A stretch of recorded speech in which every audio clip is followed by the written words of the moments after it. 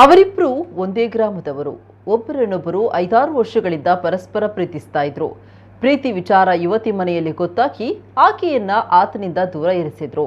ಆದರೆ ಕೆಲವು ತಿಂಗಳ ಬಳಿಕ ಸಂಬಂಧಿಕರ ಮನೆಯಿಂದ ಆಕೆ ದಿಢೀರ್ ನಾಪತ್ತೆಯಾಗಿದ್ಲು.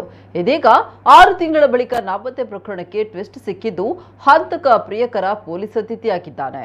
ಸತೀಶ್ ಹಿರೇಮಠ ಮತ್ತು ಮಧುಶ್ರೀ ಇಬ್ರು ಪ್ರೇಮಿಸ್ತಾ ಇದ್ದು ಇಡೀ ಊರಿಗೆ ತಿಳಿಸಿದ್ದ ಇವರ ಪ್ರೀತಿ ವಿಚಾರ ಮನೆಯವರಿಗೂ ತಿಳಿತಾ ಇದ್ದಂತೆ ಮಧುಶ್ರೀ ಸತೀಶ್ ಬಳಿ ಮದುವೆಯಾಗುವಂತೆ ಪೀಡಿಸಲಾರಂಭಿಸಿದ್ದಾಳೆ. ಇದರ ನಡುವೆ ಯುವತಿ ಮನೆಯವರು ಆಕೆಯನ್ನ ಸಂಬಂಧಿಕರ ಮನೆಯಲ್ಲಿ ಇರಿಸಿದ್ದು ಕೆಲ ತಿಂಗಳ ಕಾಲ ದೂರವಾಗಿದ್ದ ಜೋಡಿ ಮತ್ತೆ ಒಂದಾಗಿತ್ತು.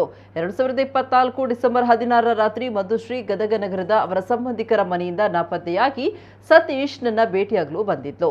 ಅಂದು ಕೂಡ ಮದುವೆ ವಿಚಾರಕ್ಕೆ ಅವರಿಬ್ಬರ ನಡುವೆ ಗಲಾಟೆ ನಡೆದು ಸತೀಶ್ ತನ್ನ ಜಮೀನಿನಲ್ಲಿ ಆಕೆಯ ಕಥೆ ಮುಗಿಸಿದ್ದ. ನಂತರ ಪಕ್ಕದ ಹಳ್ಳದಲ್ಲಿ ಅವಳ ಶವವನ್ನ ಹೂತಾಕಿ ಏನು ಗೊತ್ತಿಲ್ಲದ ರೀತಿ ಇದ್ದ. ಬಳಿಕ ಆಗಾಗ ಆ ಸ್ಥಳಕ್ಕೆ ಬಂದು ಸಾಕ್ಷಿ ನಾಶ ಮಾಡಲು ಪ್ರಯತ್ನ ಮಾಡ್ತಾ ಇದ್ದ.